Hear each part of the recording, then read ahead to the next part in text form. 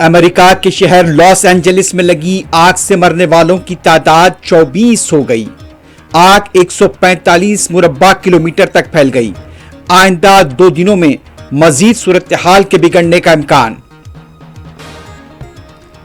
Los Angeles में आग से सैकड़ों जानवर मुतासिर। फायर ब्रिगेड्स के लिबास में लूटमार करने वाले हुए गिरफ्तार।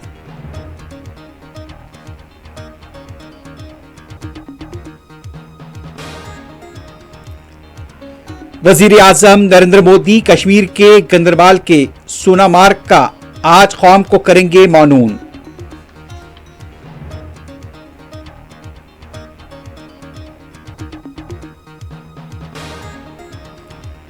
महाकुंभ का आगाज, मुख्तलिफ घाटों पर डुबकी लगाने वालों का हुजूम, पुलिस का वसी तर बंदोबस्त।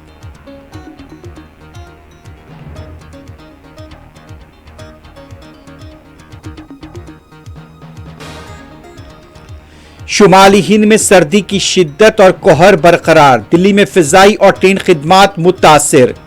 ताजमहल आज भी कोहर के लपेट में।